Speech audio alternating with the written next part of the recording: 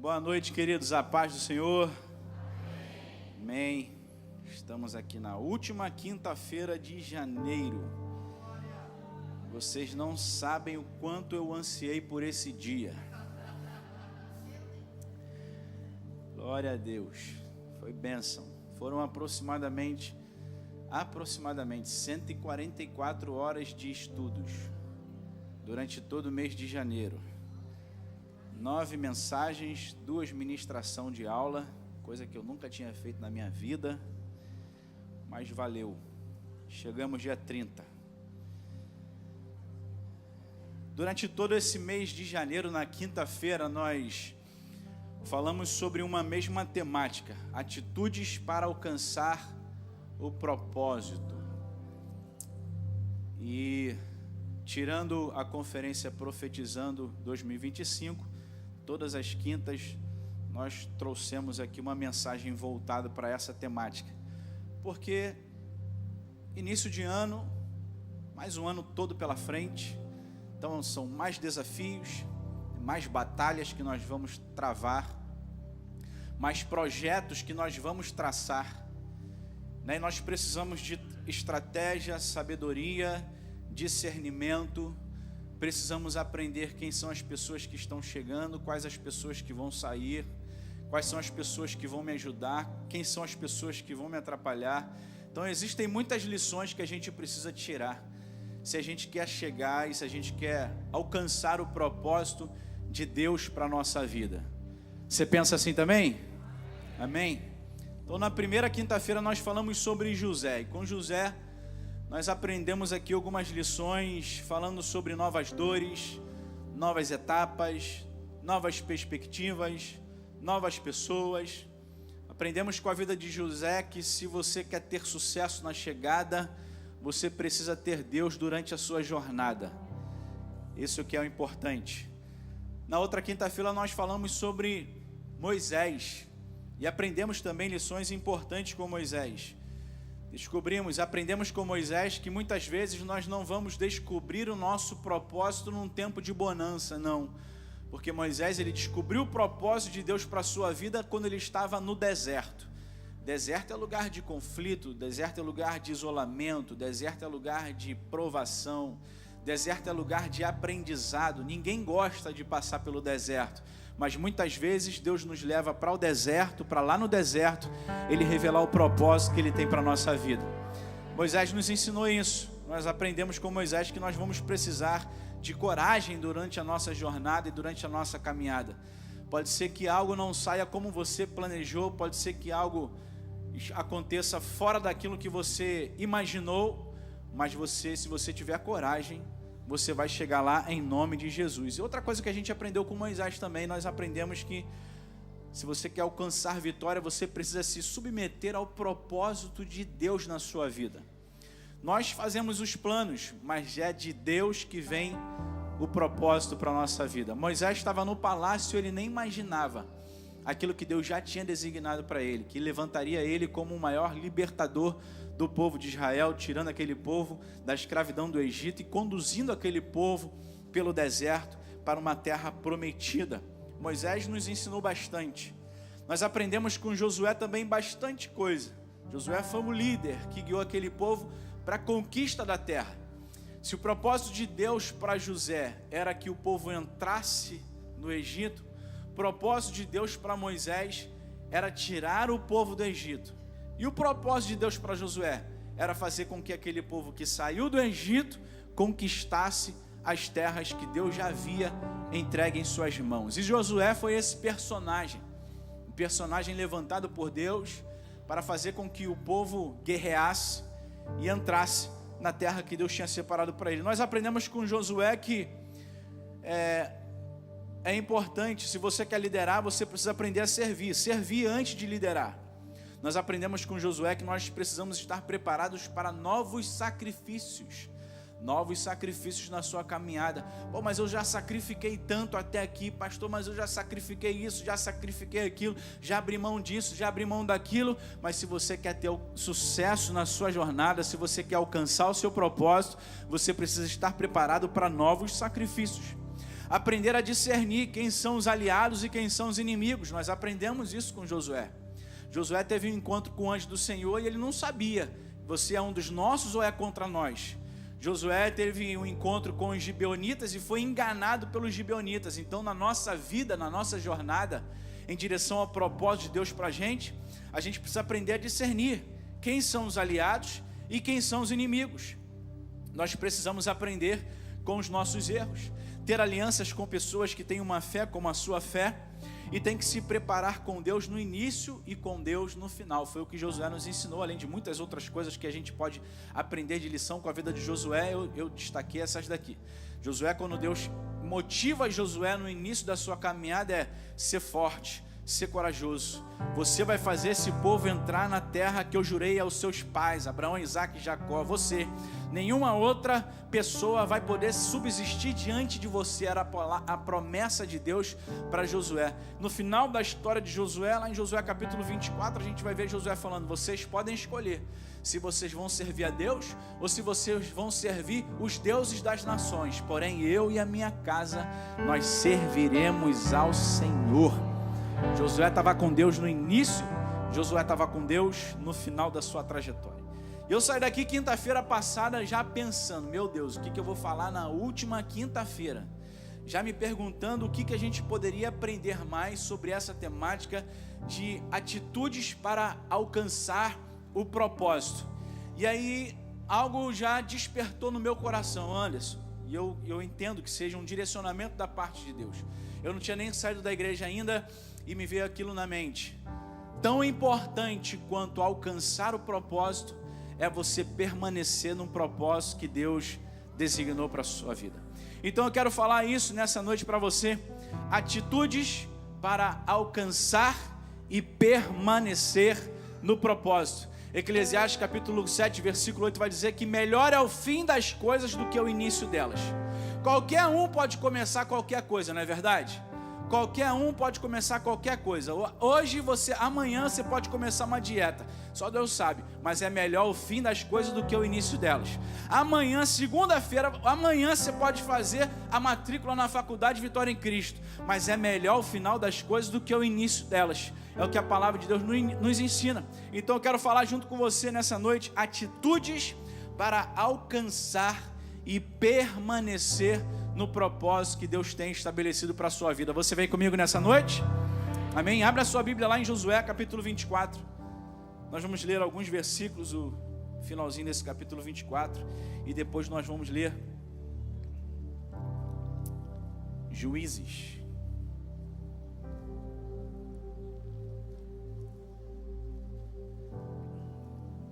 Vou ser breve, vou ser direto.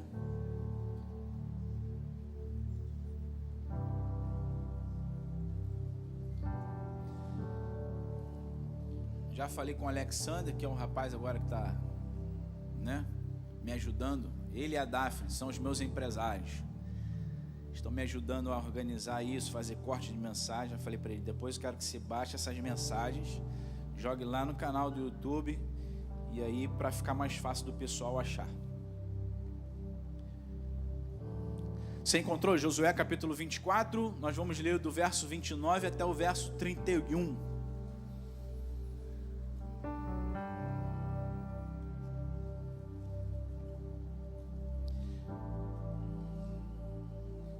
Vamos lá. Josué capítulo 24, versículo 29, 30 e 31. E sucedeu que depois dessas coisas faleceu Josué, o filho de Num, o servo do Senhor, tendo 110 anos de idade, e o sepultaram no limite da sua herança em Timnat-Sera, que está no monte Efraim, no lado norte do outeiro de Gás. Israel serviu ao Senhor todos os dias de Josué e todos os dias dos anciãos que viveram além de Josué e que haviam conhecido todas as obras do Senhor, as quais ele tinha feito por Israel. Preste atenção. Israel serviu ao Senhor todos os dias de Josué e todos os dias dos anciãos que viveram além de Josué e que haviam conhecido todas as obras do Senhor, as quais ele tinha feito por Israel. Agora você vai virar uma ou duas páginas, é Juízes capítulo 2, versículos 8, 9 e 10.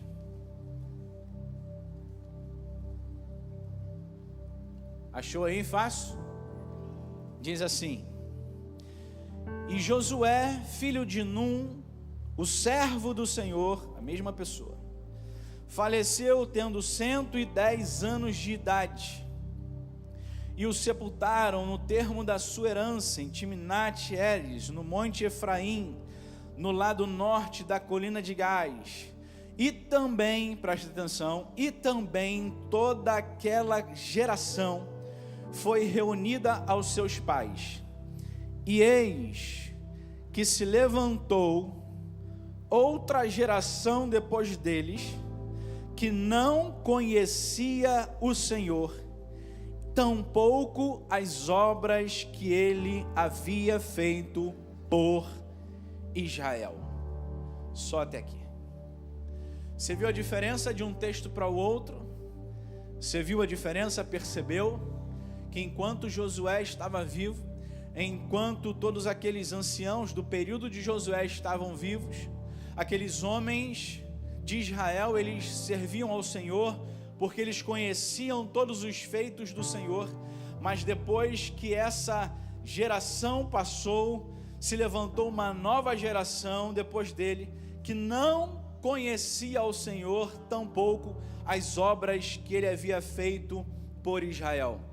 Interessante que depois de todo o trabalho, depois de toda a luta, depois de todo o esforço, depois de toda a dedicação, depois de toda uma geração que havia lutado contra o deserto, havia lutado contra as cidades antes fortificadas, guerreiros, pessoas morreram em batalha. Depois de todo o esforço, surgiu essa nova geração que não conhecia os feitos do Senhor, nem tampouco todos os seus milagres, todas as suas obras que ele havia feito por Israel. E aqui eu já quero começar a entrar na mensagem, a primeira lição que eu tiro e aprendo: se eu quero alcançar e se eu quero permanecer no propósito que Deus tem para a minha vida, eu preciso ter cuidado para a sua conquista de ontem não se tornar o motivo do seu fracasso de amanhã. Muito cuidado com suas vitórias de ontem, porque elas são os maiores impedimentos, os maiores obstáculos para a sua vitória do dia seguinte. Por quê? Porque nós, como seres humanos, nós temos a facilidade de baixar a guarda depois de um longo período de esforço, depois de um longo período de guerra, depois de um longo período de combate. Nós temos a facilidade de baixar a guarda, de estar menos vigilante. Aconteceu com José, eles venceram a cidade de Jericó. A cidade de Jericó era uma cidade fortificada. Eles deram uma volta por dia em volta da muralha. No último dia deram 7 voltas, gritaram, trocaram as buzinas e as muralhas caíram, e eles venceram aquela guerra, aquela batalha. E depois de vencer uma batalha aos seus olhos impossível, eles foram encontrar a cidade de Ai, e a cidade de Ai foi a sua primeira derrota logo após uma grande conquista, logo após uma grande vitória. E nós vamos ver durante a palavra de Deus outros personagens que logo após grandes vitórias tiveram suas marcantes derrotas. Eu podia levantar aqui e destacar a vida de Sansão, que também foi um juiz usado para libertar Israel da opressão dos filisteus. Sansão, ele derrotou em um momento, em uma guerra, 1000 filisteus com uma queixada de jumento em suas mãos. Mas no capítulo seguinte, logo após derrotar esses filisteus, ele vai ter um encontro com uma mulher chamada Dalila, e dali ele tem a sua própria ruína anunciada. Por quê? Porque o sucesso de ontem foi a causa, o motivo do fracasso de amanhã. Eu posso destacar aqui a vida do profeta Elias, um grande profeta, um grande homem de Deus, um grande personagem do Antigo Testamento, que foi usado por Deus para trazer a nação de volta à adoração a Deus, naquele desafio no Monte Carmelo, onde desafiou os profetas de Baal, 450 profetas de Baal. Elias vence aquele desafio, mata os profetas de Baal, mas um dia depois daquela vitória vem a mensagem de Jezabel: assim me façam os deuses e muito mais, se amanhã, a essas horas, a sua cabeça não estiver fora do corpo. Aquela ameaça causou a fuga de Elias para o deserto. Por quê? Porque a sua vitória de ontem foi um obstáculo para a sua conquista do dia seguinte. Nós, como seres humanos, nós temos o hábito, o costume, né? A facilidade de baixar a guarda depois de um período de longo desafio, depois de um período de longas guerras, de longas batalhas. Eu posso falar aqui ainda sobre Davi, que venceu o leão, que venceu o urso, que venceu o gigante, que venceu a fúria de Saul contra a sua vida, mas logo depois de conquistar o reino, de assumir o reino e o reino crescer e expandir, ele cai com Betseba, e você já conhece o final da história. Eu posso falar aqui do próprio apóstolo Pedro, já no tempo de Jesus, no Novo Testamento, que em um momento está falando para Jesus: tu és o Cristo, o Filho de Deus vivo. Jesus vira para ele e fala: não foi carne nem sangue que te revelou, mas foi o meu Pai que está nos céus. E logo depois ele vai dizer para Jesus que não iria para Jerusalém, que não seria morto. Jesus vira para ele e diz: afasta-te de mim, Satanás. Por quê? Porque períodos de longo estresse, guerra, batalha, que nós estamos atentos, estamos vigilantes, logo depois nós temos a facilidade de baixar a guarda. Satanás entende que depois de cada esforço em batalhas, nós temos a tendência de baixar a guarda. Se você, um exemplo disso é que se você foi exigido muito por seus pais, durante a sua criação, durante a sua infância, a sua adolescência, a sua juventude, você foi exigido muito pelos seus pais, você tende a aliviar mais na criação dos seus filhos. Não, meu filho não vai passar por isso. Não, minha filha não vai passar por isso. Não, meu filho, eu não vou fazer assim com meu filho. Não, eu não vou fazer assim com a minha filha. E nós precisamos buscar o quê? Nós precisamos buscar o equilíbrio. Porque existem coisas realmente que eu não vou repetir, mas existem coisas que o meu filho vai precisar aprender. Existem coisas que eu não vou replicar, mas existem coisas que a minha filha vai precisar aprender, porque é melhor eu ensinando com amor do que a vida ensinando com a dor. Então muitas coisas você não precisa repetir, mas precisamos buscar o equilíbrio. Aí a gente vai privar os nossos filhos de aprender duras lições que eles vão carregar para a vida toda, e depois a gente mesmo vai reclamar dos filhos que nós criamos. Meu Deus, esse menino está assim. Meu Deus, essa menina está assim, pastor. Eu não sei o que eu faço com esse menino. Eu não sei o que eu faço com essa menina. Eu não sei, mas eu já falei. Tá bom, mas quem criou ele? Quem criou ela?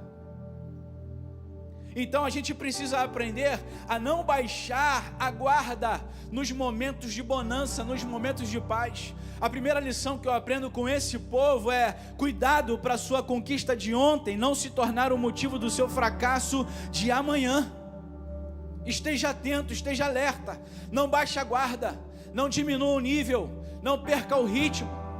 Eu falo para casais que num dia você faz uma viagem maravilhosa com a sua esposa, você está celebrando mais um ano de casado, mais 10 anos, mais 15, mais 20, mais 30 anos de casado, mas quando você chega em casa no dia seguinte, após a viagem, parece que tudo vira um inferno, tudo vira de cabeça para baixo. Ei, cuidado, não baixe a guarda. Eu falo para você que começa um empreendimento com muito esforço, com muito sacrifício, com muita luta, dormindo tarde, acordando cedo, trabalhando, se empenhando. É você que está ali sol a sol, e aí você acaba baixando a guarda e deixa de vir para a igreja, buscar o reino de Deus em primeiro lugar e a sua justiça, e todas as demais coisas vos serão acrescentadas. Ei, cuidado para a sua vitória de hoje não se tornar a derrota de amanhã. A primeira lição que eu aprendo com esse povo, uma geração que guardava as ordens de Deus, e uma oração e uma geração que não conhecia as instruções de Deus e nem os feitos de Deus pelo seu próprio povo. Segundo lugar, o que eu aprendo com esse povo? Identifique e continue lutando contra os seus inimigos. Por que aqui que eu falo aqui? Porque o povo tinha deixado de lutar contra as nações. Josué morreu, os anciãos morreram, e o povo deixou de lutar contra os seus adversários. E eles haviam recebido uma instrução e uma ordem de Deus. Lá em Deuteronômio, ainda com Moisés, Deus vai falar para aquele povo: e quando o Senhor teu Deus te entregar as nações a ti, tu as derrotarás e as sacrificarás como anátema. Não estabelecerás com elas qualquer tipo de aliança e nem as tratarás com piedade. Era uma ordem de Deus para a nação de Israel. Mas aí quando você vai ler Juízes capítulo 1, capítulo 2, nós vamos ver que a nação de Israel não expulsou totalmente os seus moradores. A gente vai ver que Judá não expulsou os habitantes do vale. A gente vai ver que Benjamim não desalojou os jebuseus de Jerusalém. A gente vai ver que Manassés não expulsou os cananeus. Zebulon também não expulsou os habitantes daquelas cidades que ele havia conquistado. A tribo de Naftali, eles também não, que eles viviam entre os cananeus ainda. O que é isso? É abrir exceções para o inimigo. E se você quer viver, se você quer alcançar o propósito, e se você quer permanecer no propósito que Deus estabeleceu para a sua vida, você não pode deixar de lutar contra os seus inimigos. Você não pode abrir exceções para o inimigo. Existem áreas na sua vida que hoje você venceu. Pastor, eu venci o vício. Pastor, eu venci a pornografia. Pastor, eu venci a homossexualidade. Pastor, eu venci isso na minha vida. Pastor, eu venci aquilo.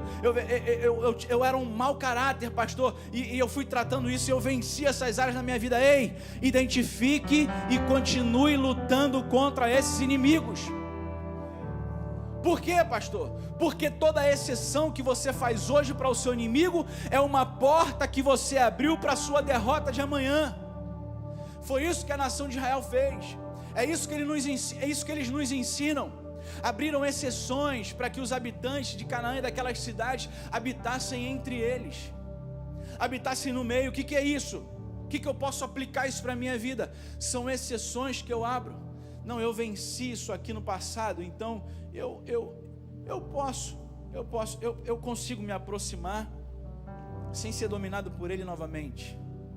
Eu consigo assistir esse vídeo aqui sem eu permitir ser dominado por esse inimigo novamente. Não, eu consigo sim fazer isso aqui, beber isso ou comer aquilo, sem ser dominado por esse inimigo novamente. Ei, você precisa identificar e continuar lutando dia após dia contra os inimigos do povo de Deus. Os inimigos de Israel não tiveram pressa para destruir Israel. Eles foram contaminando e enfraquecendo um povo de Deus lentamente. A estratégia do inimigo é essa. Eles estavam ali, junto com o povo de Israel.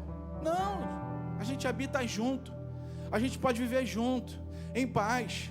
E aí eles foram ali, pacificamente, contaminando e enfraquecendo o povo de Israel, contaminando e enfraquecendo Israel, contaminando e enfraquecendo Israel. É quando a gente começa a abrir exceções para o inimigo, para o adversário, em certas áreas da nossa vida, que ele vai aos poucos. Ele não tem pressa para destruir a minha vida e nem para destruir a sua vida. Ele não tem pressa para acabar com a minha vida e nem acabar com a sua vida. Então aos poucos ele vai enfraquecendo e contaminando, enfraquecendo e contaminando. Daqui a pouco você começa a mudar o pensamento. Daqui a pouco você começa a pensar: não é tão mal assim se eu fizer isso uma vez ou outra, não é tão ruim assim se eu fizer isso uma vez ou outra. A gente precisa se atualizar, pastor, porque o mundo mudou, né? A sociedade mudou. Por que é isso? É o inimigo que está contaminando a minha e a sua vida, enfraquecendo. Toda exceção que você faz para o seu inimigo hoje é uma porta que você abre para a sua derrota, para a sua tragédia de amanhã. Quando a gente analisa o livro de Juízes, nós vamos ver que Deus levanta vários homens, mulheres de Deus, que foram levantados, homens que seguiram as instruções de Deus para libertar a nação de Israel na terra da promessa. Por quê? Pelas exceções que eles fizeram, pelas brechas que eles abriram para os inimigos estarem habitando com eles na mesma terra. Se você quer alcançar o propósito, mas ainda assim não só alcançar o propósito, mas permanecer no propósito que Deus tem para a sua vida, para a sua casa, para a sua família, para o seu casamento, se você quer alcançar e permanecer, ei querido, não abra exceções para o inimigo. Identifique e continue lutando. Identifique e continue lutando. Identifique e continue lutando. É 2024, é 2025, é 2026, é 2027, é 2028. Identifique os seus inimigos e continue lutando contra eles em nome de Jesus. Terceira lição que eu aprendo. A hora está voando hoje, Jesus. Terceira lição que eu aprendo em Juízes. Juízes capítulo 2, versículo 10 diz que depois de toda aquela geração morreu e foi reunida aos seus antepassados, surgiu uma nova geração que se esqueceu do Senhor e das orientações e dos grandes feitos do Senhor em benefício do povo de Israel. Sabe o que eu aprendo com esse povo? Que a falta de conhecimento da verdade não vai te excluir das consequências. Eles não sabiam.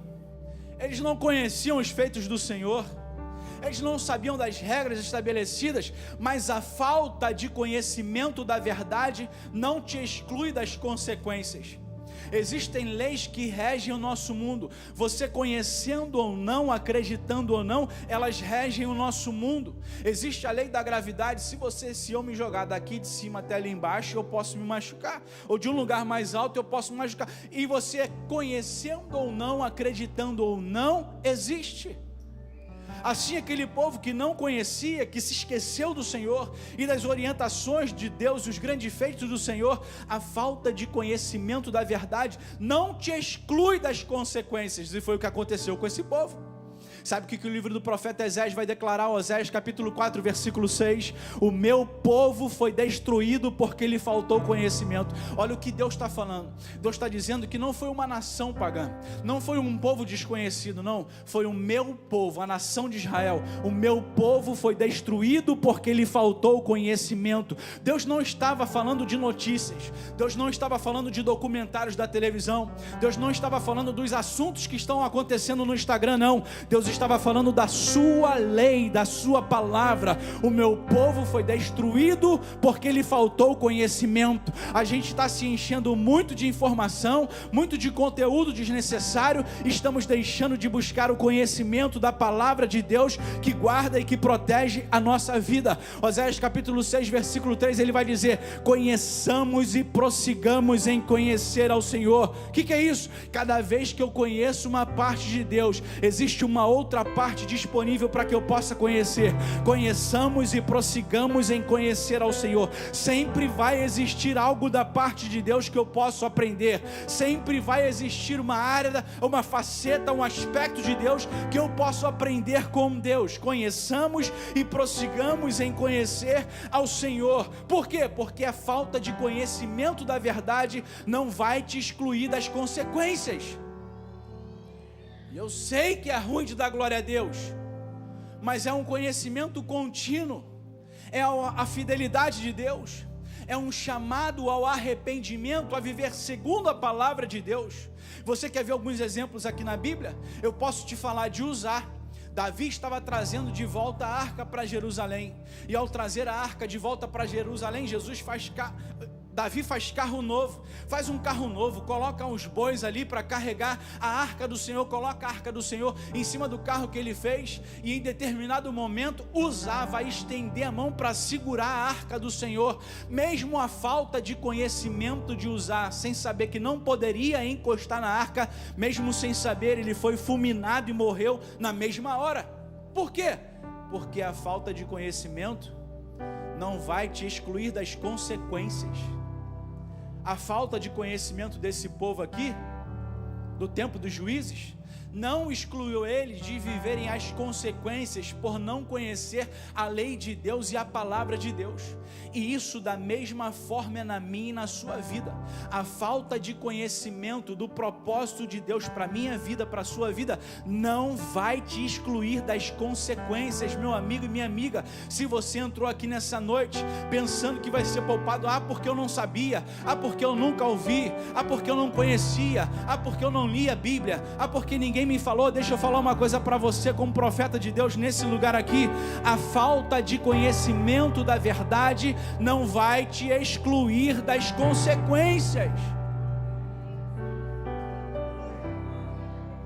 Eu posso te falar do rei Saul, que desobedeceu uma ordem de Deus, que era para exterminar os amalequitas, e ele poupa a vida do rei Agag. Por causa dessa desobediência, ele perde o seu reino. Por quê? Porque a falta de conhecimento não vai te excluir das consequências. A outra lição que eu aprendo com esse povo de Israel, em quarto lugar, eu aprendo com eles, aqui, Juízes capítulo 2, versículo 12, eles abandonaram o Deus de seus pais, que os tinha feito sair da terra do Egito, e passaram a servir e a adorar vários deuses, cultuados pelos povos ao seu redor, provocando a ira do Eterno. A pergunta que eu poderia fazer para eles é: o que vocês querem? Vocês querem ser amigos de Deus ou vocês querem ser amigos do mundo?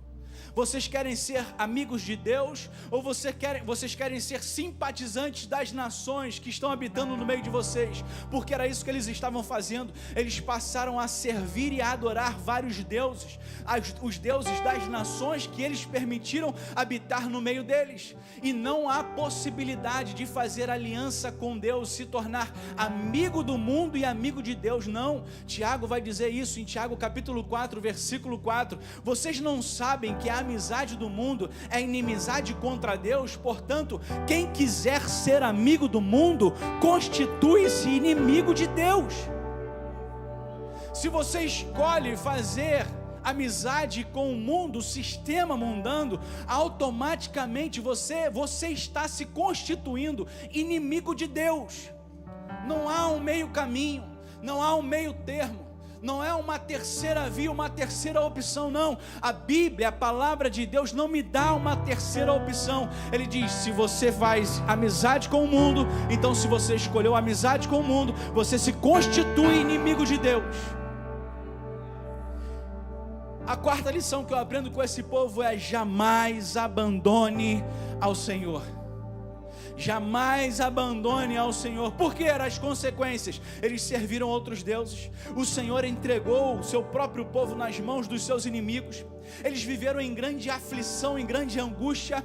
Eles foram vencidos e escravizados na sua própria terra, na terra que Deus havia prometido. Por quê? Porque idolatria para Deus é um adultério espiritual. E eles estavam servindo a vários deuses. E a idolatria para Deus é um adultério espiritual. Mas nos dias de hoje, a gente não pode reduzir a palavra idolatria simplesmente a estátuas, imagens, altares, templos de adoração. Não. Preste atenção o que o apóstolo João vai dizer na sua primeira carta, no capítulo 2, versículo 16. Pois tudo que há no mundo, a cobiça da carne, a cobiça dos olhos, a soberba da vida, não provém do Pai, mas provém do mundo. Então, pastor, qual seria o adultério espiritual contra Deus? O adultério espiritual contra Deus é ser guiado pelo intenso desejo por aquilo que dará prazer aos nossos 5 sentidos. A cobiça da carne, a cobiça dos olhos e a soberba da vida não provém de Deus, mas provém do mundo. E aqui João está dizendo, é ser guiado pelo desejo intenso de dar prazer à sua própria carne, de alimentar a nossa autoestima independente de Deus, o orgulho. é ser dominado pelos nossos desejos. E Paulo vai dizer em Romanos capítulo 6, versículo 16: não estáis informados de que a vós entregardes alguém como escravos para lhe obedecer, sois escravos desse a quem obedeceis? Se é do pecado, é para a morte; se é da obediência, é para que leve à justiça. O apóstolo Pedro, na sua segunda carta, no capítulo 2, versículo 19, ele vai dizer: prometem-lhe total liberdade, porém eles próprios não são escravos da corrupção, porquanto toda pessoa se torna servo daquele por quem é vencido. O mundo atrai ao fazer você pensar que o que ele tem para oferecer é muito melhor do que o que Deus tem para você. É assim que o mundo atrai a mim e a você. É assim que o mundo atrai ao homem. É assim que os prazeres momentâneos do mundo, eles nos atraem. Eles vêm propor para mim e a você que uma vida desregrada é uma vida melhor, é uma vida mais feliz, é uma vida mais completa. Que se você realizar os desejos da sua carne, se você satisfazer os desejos que estão no seu coração, aí sim você vai viver uma vida completa, você vai viver uma vida realizada, uma vida feliz. O mundo nos atrai com essa proposta. O mundo nos atrai com esse cardápio. Vem para cá, Anderson, vem realizar os seus desejos. Vem para cá, meu irmão, vem para cá, minha irmã. Vem aqui realizar os seus desejos da sua carne. O mundo nos atrai com essas propostas, mas deixa eu falar para você, não existe nada de bom para você fora de Deus. Não existe nada de bom para você fora de Deus. Não existe nada de bom para você nesse mundo. Não existe nada de bom para você fora da existência de Deus. O homem só é completo quando ele se entrega a Deus. O homem só é feliz quando ele se entrega a Deus. O homem só se sente realizado quando ele serve a Deus. O homem só pode viver uma vida de paz em meio à guerra quando ele está nas mãos de Deus. O homem só é realizado e completo quando ele vive na presença daquele que o criou, o Deus Todo-Poderoso.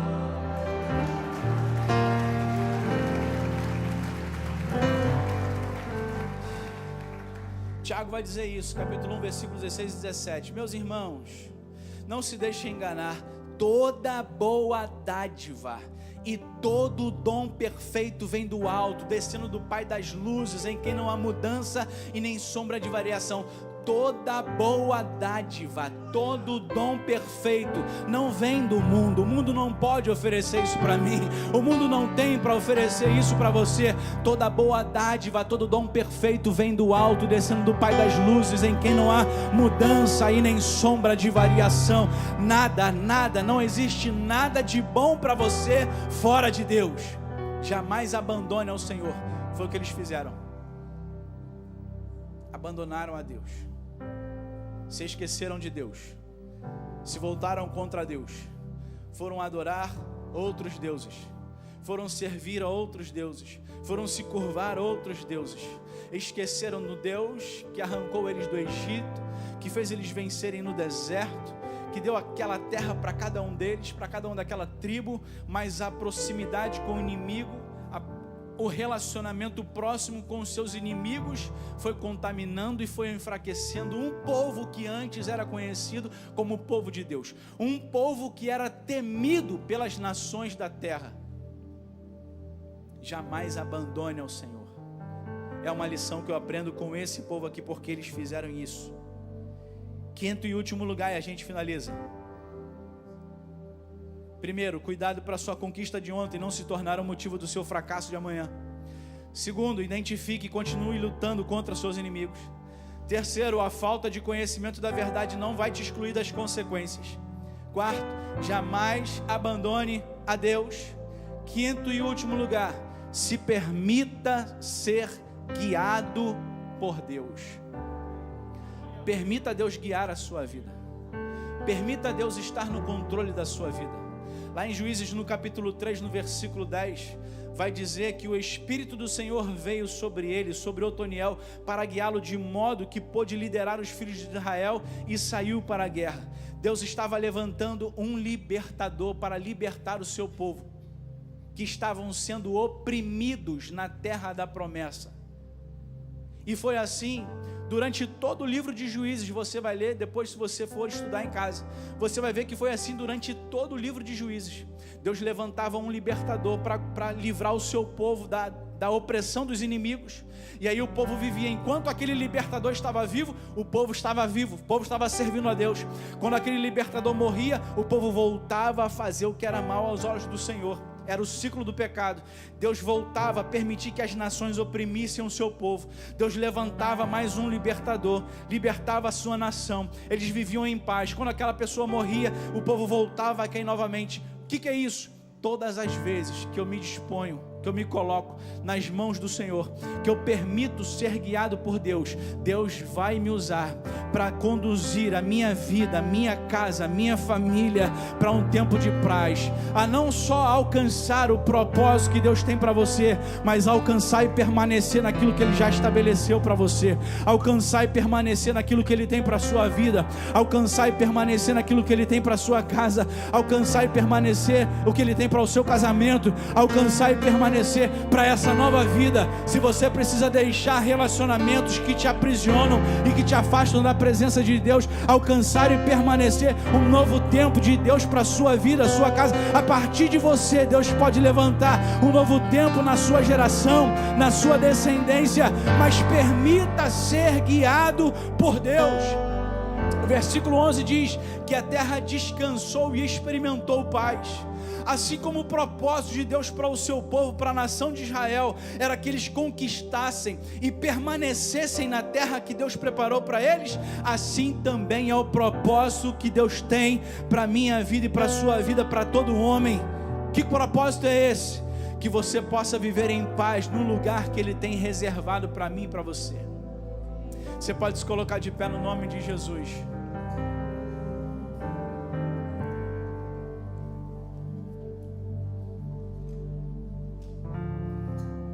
Sempre que alguém se permitia ser guiado por Deus, Deus trazia libertação para o seu povo. Foi assim com Otoniel, os mais conhecidos: Otoniel, Débora, Jefté, Sansão, o próprio sacerdote Eli, sacerdote Samuel, que julgou a terra também. Todo homem que se permite ser guiado por Deus, ele não só alcança o propósito, mas ele permanece no lugar que Deus determinou para ele. Se você, meu amigo, minha amiga, que talvez esteja aqui ouvindo essa palavra, escute isso, guarde isso no coração. Todo homem que se permite ser guiado por Deus, ele vai viver o melhor dessa terra. Todo homem que se permite ser guiado por Deus, ele vai viver um tempo de paz nessa terra. Todo homem, toda mulher que se permite ser guiado por Deus, ele não apenas vai alcançar o propósito, vai conquistar o propósito, mas ele vai permanecer também no propósito que Deus designou para ele. Eu posso falar de Abraão, que Deus tirou ele: vem, sai da casa do seu pai, sai da sua parentela, vai para uma terra que eu vou te mostrar, uma terra que manda leite e mel, eu vou tornar a sua descendência poderosa, numerosa nessa terra. Abraão foi chamado de amigo de Deus, o pai da fé. Todo homem que permite a sua vida ser guiado por Deus, o seu final vai ser maior do que o seu início. Eu posso falar de José, que acreditou e permitiu que Deus guiasse ele, ainda sendo vendido como escravo, ainda parando na casa de Potifar, ainda parando na prisão, mas ele alcançou o propósito que Deus tinha estabelecido para ele, que era chegar no cargo de governador do Egito e proteger o povo hebreu que estava entrando lá. Eu posso te falar de Moisés, que foi tirado do palácio, saiu do palácio, foi para o deserto, no lugar deserto, mas lá no deserto teve um encontro com Deus, soube do propósito que Deus tinha para a vida dele, e se tornou o maior libertador da nação de Israel, porque todo aquele que permite que a sua vida seja guiada por Deus, ele não só alcança, mas ele permanece no lugar que Deus tem determinado para ele. Eu posso te falar de Davi, que foi tirado de atrás das malhadas, cuidava das ovelhas do seu pai, venceu o leão, venceu o urso, venceu o guerreiro Golias, alcançou o trono de Israel, se tornou um dos maiores reis reis da nação de Israel, foi chamado de um homem segundo o coração de Deus. Nem mesmo os seus erros, a sua falha, a sua queda pode apagar ou manchar a sua história. Porque todo homem que se permite ser guiado por Deus, toda mulher que permite ser guiada por Deus, não apenas vai alcançar o propósito de Deus, mas vai permanecer no lugar que Deus tem estabelecido para a sua vida. Eu posso te falar do profeta Daniel, que estava lá na Babilônia, levado da sua terra para a Babilônia, mas ainda na Babilônia ele dava testemunho que servia a Deus, um homem íntegro e reto. Eu posso te falar do apóstolo Paulo, que prendia, que mandava matar os cristãos, mas quando ele permitiu ser guiado por Deus, ele se tornou no maior evangelista entre os gentios. Ei, querido, todo homem, toda mulher que se permite ser guiado por Deus, ele vai viver um novo tempo, ele vai viver um tempo de vitória, ele vai viver um tempo de paz, vai viver um tempo de milagre, de portas abertas, de milagre na sua casa, no meio da sua família. Eu posso te falar do apóstolo Pedro, aquele simples pescador, homem rude, homem bruto, mas quando teve um encontro com Jesus, ele passou de ser um pescador de peixes para se tornar um grande pescador de almas. Isso é o que Deus pode fazer na vida de todo aquele que se permite ser guiado por Deus. Deixa eu falar uma coisa para você: eu não conheço a sua vida, eu não conheço a sua história, não conheço o seu passado, não sei o que Deus tem para você, mas se você está aqui nessa noite e se permitir ser guiado por Deus, Ele pode mudar a sua história, mudar a sua casa, transformar a sua vida, porque Ele tem pensamentos de paz ao seu respeito. Será que tem alguém aqui nessa noite que pode celebrar comigo essa palavra?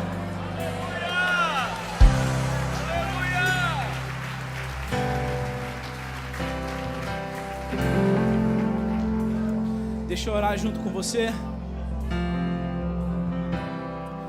Se você pode, dá a mão para essa pessoa que está do seu lado. Deixa eu orar junto com você. Nós temos um ano inteiro pela frente.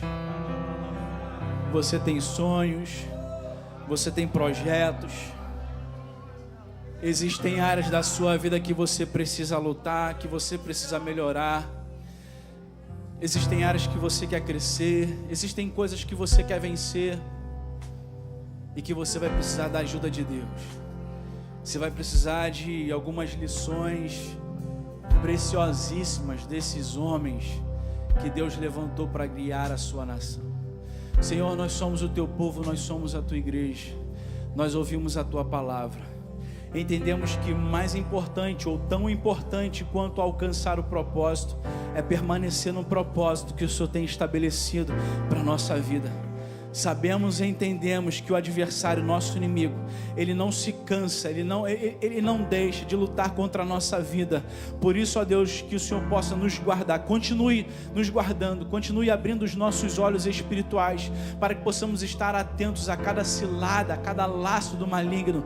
Deus, abençoe o teu povo nessa noite, abençoe o teu povo durante todo esse ano de 2025, abre as portas dos céus, abre as janelas do céu sobre a vida do teu povo, que o Senhor possa fazer o teu povo prosperar, mas que eles também, ó Deus, não permitam que a bênção venham tirar eles da tua casa e da tua presença, não, que eles possam se guardar firmes e fiéis diante de ti, que quando o mundo se levantar, quando o inimigo se levantar, quando os adversários se levantarem, que eles possam permanecer firmes diante de ti, para que eles possam alcançar o seu propósito e permanecer nos propósitos que o Senhor tem estabelecido para a vida de cada um dos teus filhos, para a vida de cada família que tem entrado aqui durante esses dias. Abençoe o teu povo, a tua igreja nessa noite, no nome poderoso de Jesus. A igreja diz: você pode aplaudir ao Senhor.